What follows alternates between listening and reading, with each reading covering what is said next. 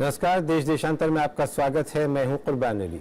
Donald Trump के राष्ट्रपति बनने के बाद से अमेरिका में भारतीय नागरिकों के खिलाफ हिंसा की घटनाएं बढ़ती जा रही हैं। शुक्रवार को एक अज्ञात व्यक्ति ने एक सिख को उसी के घर के बाहर गोली मारकर घायल कर दिया। हमलावर गोली चलाते समय कह रहा था कि अपने देश वापस जाओ। कंसास में श्रीनिवास कुचिबोटला की हत्या और साउथ कैरोलिना में भारतीय मूल के व्यवसायी की हत्या के बाद हाल के दिनों में हिंसा की ये तीसरी घटना है। अमेरिका में इन हिंसक घटनाओं को लेकर भारतीय समुदाय दहशत के माहौल में है और ये हमले अमेरिका में भारतीय समुदाय की सुरक्षा के लिए चिंता का विषय बनते जा रहे हैं। भारत ने पिछले कुछ दिनों से अमेरिका में हो रहे भारतीय नागरिकों पर हमलों की कड़ी निंदा की है। अमेरिका में पनप रहे इस नफरत के माहौल पर भारत ने चिंता जताते हुए अमेरिकी प्रशासन से गंभीर कदम उठाने की मांग की है। हालांकि अमेरिकी प्रशासन ने भी इन घटनाओं पर दुख जताते हुए पीड़ितों को जल्द ही न्याय दिलाने का भरोसा जताया है। विदेश मंत्री सुषमा स्वराज ने भारतीयों पर हो रहे हमलों की कड़ी निंदा की है। उन्होंने इन घटनाओं पर शोक प्रकट करते हुए कहा है कि वे पीड़ित परिवारों के संपर्क में हैं और उन्हें हर संभव मदद दिलाने की कोशिश कर रही हैं। अमेरिका में भारत के राजदूत नवतेज सरना ने बताया कि उन्होंने भारतीयों पर हुए हमलों पर अमेरिका को भारत की गहरी चिंताओं से अवगत करा दिया है। देश देशांतर में आज चर्चा अमेरिका में भारतीयों पर हो रहे इन्हीं हमलों पर। इस चर्चा में मेरे साथ जोड़ रहे हैं पूर्व राजदूत शिवशंकर मुखर्जी और एसडी मुनि, जेएनयू में अमेरिकी अध्ययन केंद्र में प्रोफेसर क्रिस्टोफर राज और वरिष्ठ पत्रकार सतीश जेकब। आप सभी का स्वागत है। प्रोफेसर एसडी मुनि, मैं आपसे शुरुआत करना चाहूंगा कि अमेरिका में जो ये हमले हो रहे हैं, इनमें कोई आपको पैटर्न दिखाई देता है या ये इसी तरह से आइसोलेटेड केसेस हैं? आइसोलेटेड तो नहीं मानूंगा इनको, क्योंकि जिस कंटिन्यूटी से ये 3 हमले हुए हैं उसमें आइसोलेशन नहीं है और तीनों में एक ही तरह की आवाज़ निकल के आई है कि आप हमारे देश से चले जाइए, अपने कंट्री में जाइए वापस। लेकिन इसके 2 पहलू अगर हम बारीकी से देखें तो है। पहला जो हमला हुआ उसमें कहा उसने कि मैंने मिडिल ईस्टों को मारा है, तो वो एक जो मिडिल ईस्ट में हो रहा है मुस्लिम वाला मुद्दा जो है, जो प्रेसिडेंट ट्रंप ने अपने इलेक्शन के दौरान में उठाया था, उससे भ्रमित हैं लोग या उससे उकसाए हुए हैं, एक ये भी है। दूसरा ये है कि भारतीयों के खिलाफ ये पहली घटनाएं नहीं है। मैं आपको 1987 में ले जाना चाहता हूँ। वहाँ एक ग्रुप बना था न्यू जर्सी में, डॉट बस्टर्स का, जिन्होंने जो बिंदी लगाती हैं औरतें और वो हिंदुस्तान की हिंदू महिलाएं हैं, उनके खिलाफ और उनके परिवार के खिलाफ उन्होंने एक ग्रुप बनाकर, तो देखिए वहाँ अमेरिका में हिंदुस्तानी सबसे ज़्यादा अच्छे शिक्षित हैं, सबसे ज़्यादा अच्छी जगहों पे काम करते हैं, एक तरह से संपन्न परिवार के लोग हैं वहाँ पर। और जो ठेठ अमेरिकन है जिसने प्रेसिडेंट ट्रंप को जिताया है, उनकी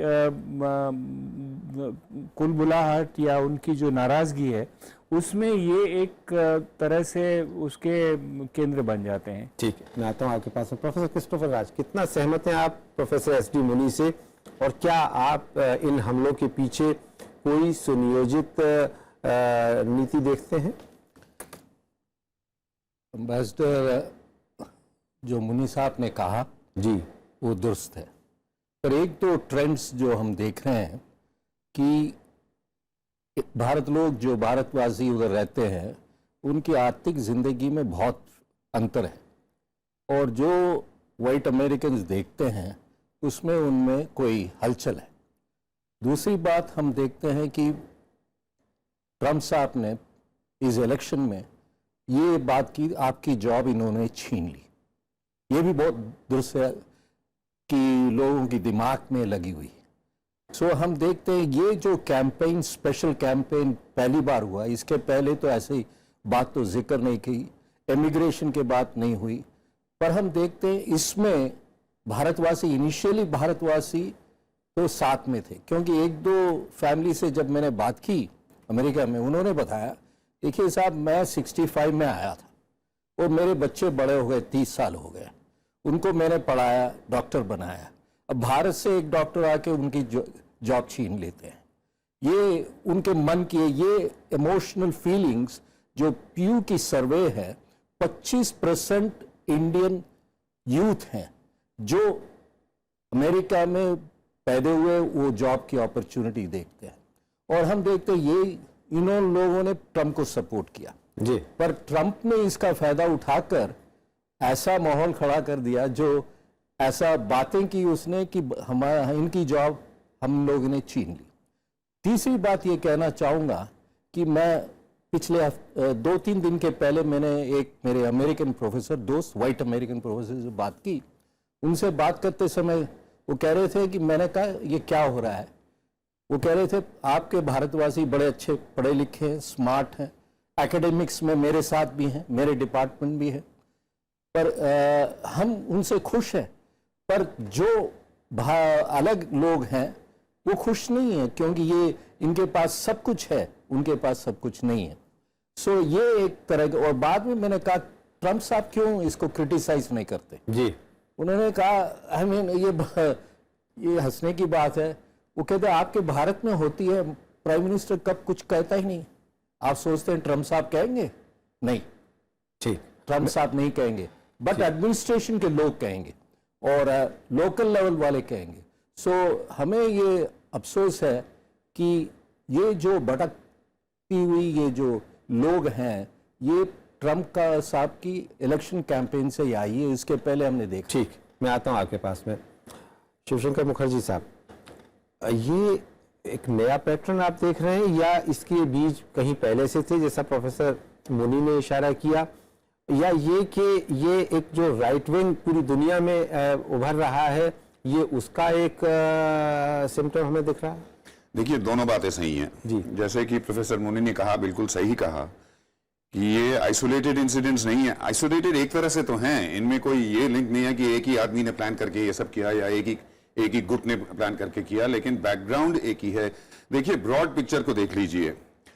2000 रेसिज्म जो है, जातिवाद जो है, हमेशा बहुत सारे लोगों के दिल में है, हर एक देश में है।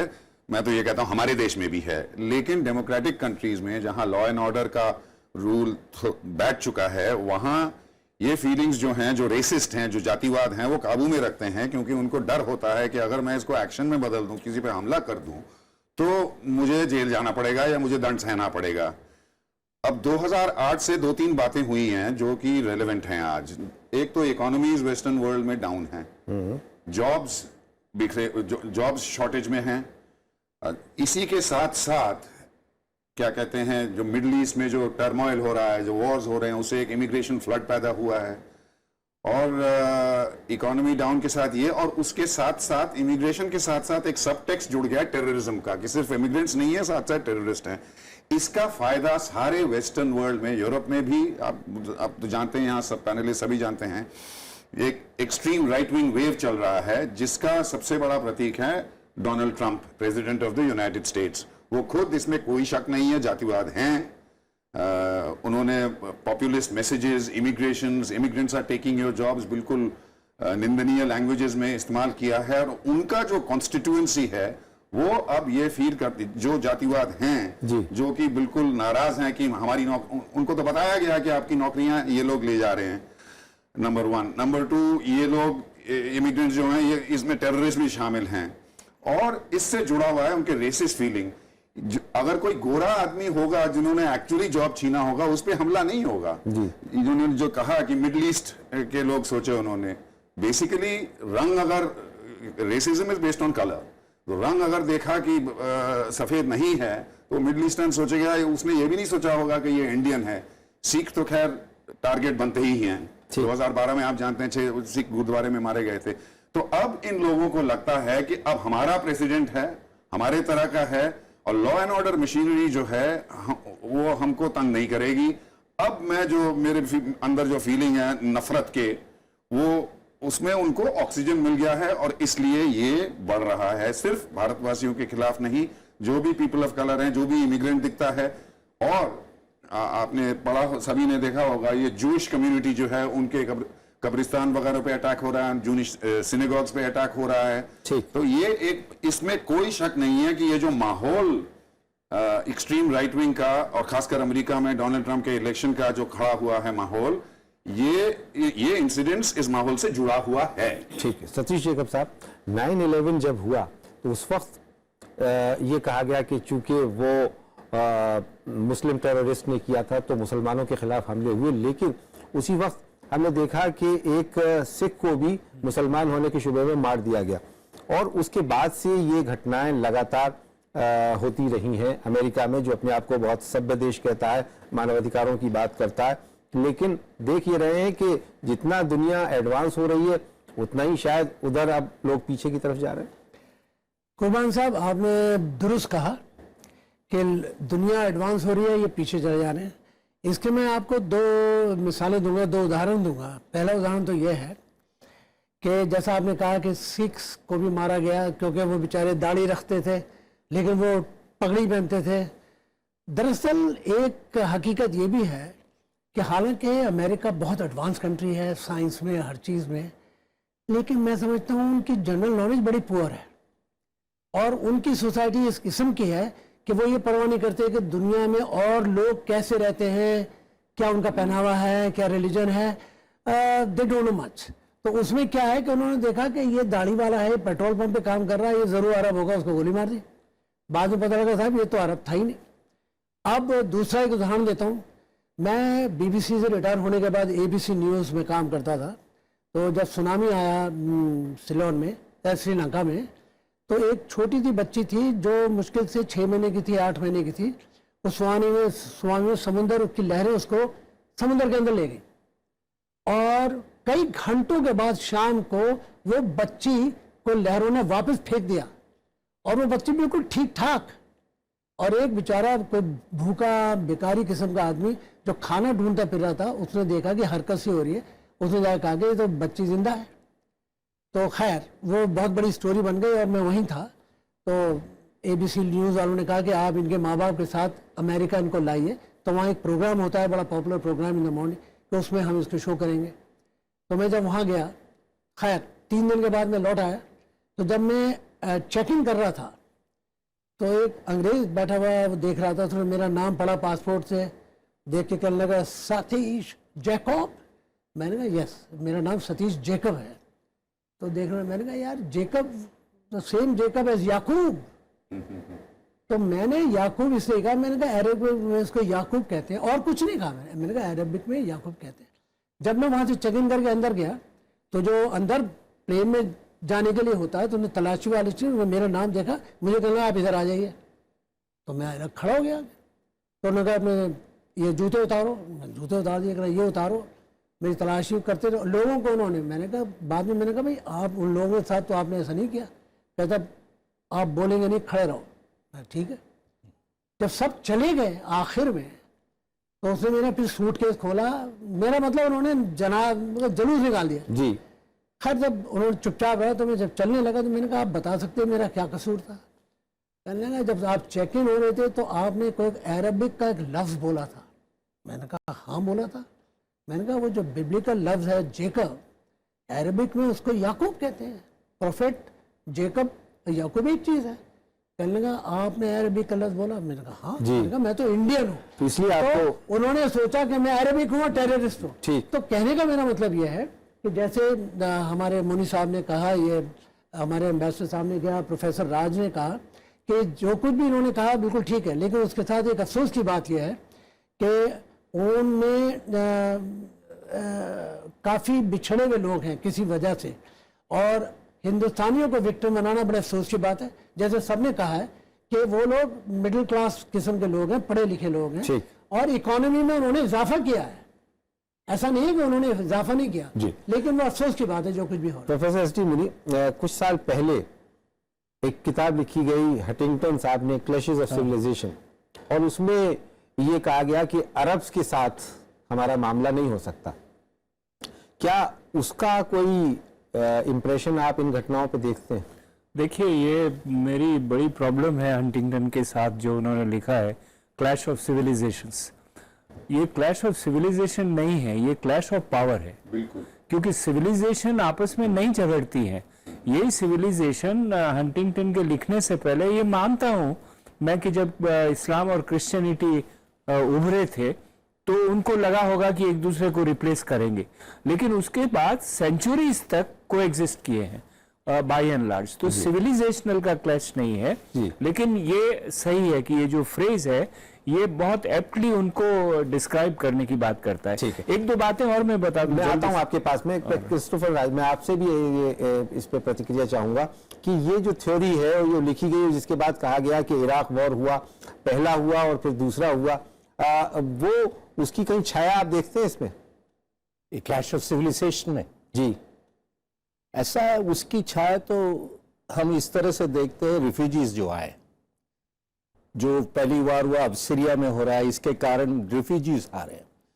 जो मुनी साहब प्रोफेसर ने भी कहा, clash of civilization basically clash of power है। पर वही हंटिंगटन दूसरी एक किताब में लिखी, उसमें उसने सारे ये जो लैटिन अमेरिका के लोग आए थे उनके खिलाफ है, स्पेनिश जो थे उनके खिलाफ है। सो स्पेनिश उनकी स्टेप्स तो चेंज हो गई है कि आज खतरा जो है वो लैटिन अमेरिकन लोगों से है।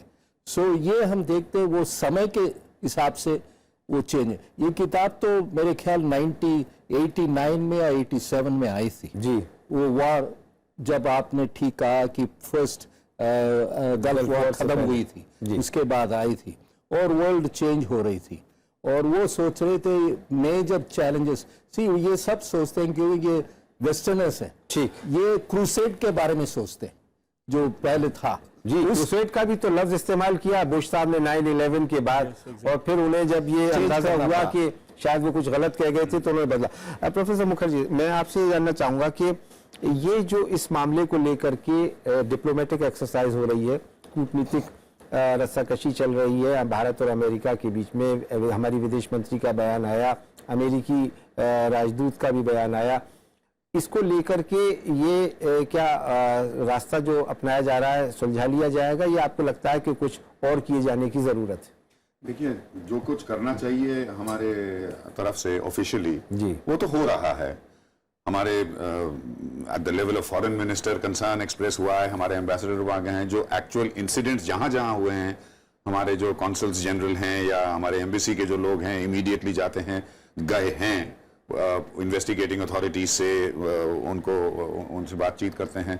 लेकिन मेन चीज ये है कि ये जो लोग हैं, जो कुछ हुआ है और आगे भी शायद खुदा ने खास्ता अगर हो, ये अमेरिकन्स हैं और इंडियन सिटीजन्स भी हैं जो वहां रहते हैं और काम करते हैं। वो अमेरिका में ये इंसिडेंट हुआ है, इन्वेस्टिगेशन अमेरिकन अथॉरिटीज करेंगी, अमेरिकन लॉ अप्लाई करेगा। तो हमारा काम ये है कि उस पर फोकस रखें, उस पर नजर रखें और प्रेशर डाले रहें कि ये छुपा ना दिया जाए, कारपेट के नीचे घसीटा ना दिया जाए। इससे ज्यादा हम खास कुछ नहीं कर सकते और इतना काफी। अमेरिका में हम लोगों ने अभी चारों पैनलिस्ट ने क्रिटिसाइज किए जो क्रिटिसाइज करना चाहिए, लेकिन एक बहुत सेटल्ड डेमोक्रेसी है, रूल ऑफ लॉ है। उम्मीद यही है हमें कि लॉ एंड ऑर्डर की जो मशीनरी है वो इसको सॉल्व करेगी और जिन्होंने किया है उसको दंड मिलेगा।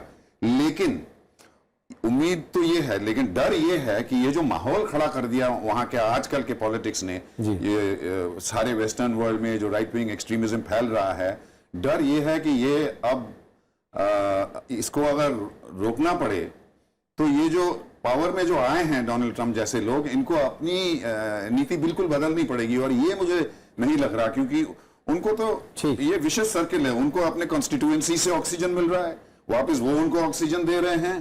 तो बड़ा मुझे थोड़ा पेसिमिस्टिक लग रहा है अभी शॉर्ट। प्रोफेसर एस डी मुझे आप कुछ कहना चाह रहे थे? जी, मैं एक बात जो सतीश जी ने पहले कही उससे जोड़ना चाहता हूँ। अमेरिकन सोसाइटी को जरा गौर से देखें, उसके 3 डायमेंशंस हैं बहुत जरूरी। एक इन्होंने बताया कि इंट्रोवर्ट है, बाहर की दुनिया से काफी बेखबर है। उसके अलावा 2 और हैं। एक तो ये फ्री गन है इनके पास में, वो बहुत इंपॉर्टेंट है।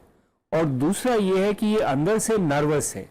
ये वो कॉन्स्टिट्यूएंसी है जिन्होंने ट्रंप को जिताया है, वो लोग जॉब्स में नहीं है, इकोनॉमिकली बेटर ऑफ नहीं है, सोशली इनसिक्योर फील करते हैं। तो ये जो कॉकटेल बना हुआ है कि आपके पास बंदूक है, आप इनसिक्योर फील करते हैं और आप बाहर की दुनिया को नहीं जानते हैं, वो भी एक बहुत बड़ा फैक्टर है। सतीश साहब एक पॉइंट ऐड, अभी ये व्हाइट कंजर्वेटिव में नहीं है, इट इज afro अमेरिकन में भी फैल गया। आज जो मैंने टीवी में देखा, इन afro American also was involve है क्रिटिसाइज करना और इंडियन लेडी को क्रिटिसाइज कर रहा था, ह्यूमिलिएट कर रहा था। सो ये वाइड स्प्रेड होने वाला है। जी सतीश जेकब साहब, हम बात कर रहे थे कि दुनिया आगे बढ़ रही है, हम उसको उसी दुनिया को पीछे उठते हुए देखना चाह रहे देख रहे हैं। ये सभ्य समाज, ये महज़ब दुनिया कैसे बने और इस तरह की घटनाएं कैसे रोकें, क्या आपकी सोच है इस बारे? मैं समझता हूँ कि पूरे संसार में, विश्व में नेल्सन मंडेला, गांधी और जो अमेरिका के पीस के वो रेवरेंड, उनका नाम मैं भूल रहा हूँ, मेरी उम्र ज़्यादा हो गई है। मार्टिन लूथर, हाँ, मार्टिन लूथर। इन किस्म के लोगों की दोबारा ज़रूरत पड़ रही है कि वो लोगों को याद दिलाएं कि विश्व समाज जो है एक समाज है, रंग से कुछ फर्क नहीं पड़ता।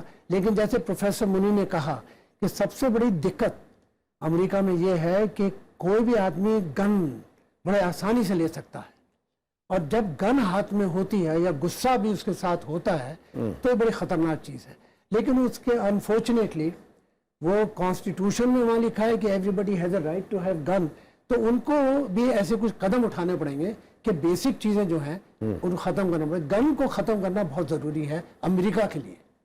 और ये आपने चूंकि इराक वॉर भी कवर की है, ये जो माहौल बना, एक तो अरब में अमेरिका के लिए नफरत बढ़ी और अब अमेरिका में पूरी दुनिया के लिए नफरत बढ़ रही है, इसे किस तरह से देखते हैं? देखिए, उसकी सबसे बड़ी वजह यह है कि मैं ये समझता हूँ कि इराक के बाद सीरिया में हुआ, सीरिया से पहले लीबिया में हुआ, ट्यूनिस में हुआ, इजिप्ट में हुआ। तो ये जैसे आप लोग कह रहे थे कि इतने लोग लगातार मारे गए हैं, तो ये एक पैटर्न सा है। ऐसा ही पैटर्न ये सारी कंट्रीज में जो हुआ, इस सब के पीछे मैं खुल्लम खुल्ला कहता हूँ अमेरिका का हाथ था। और क्यों हाथ था? उसकी सबसे बड़ी वजह यह है कि अमेरिका के लिए इजराइल बड़ा ख़ास मुल्क है और उन्हें डर है कि ये सारी जितनी भी बड़ी बड़ी अरब कंट्रीज थी ये इजराइल के ऊपर हावी ना हो जाए। यही वजह थी कि सदाम को मारा, यही वजह थी कि उन्होंने और जगह अटैक किए। तो ये पैटर्न सा बन गया।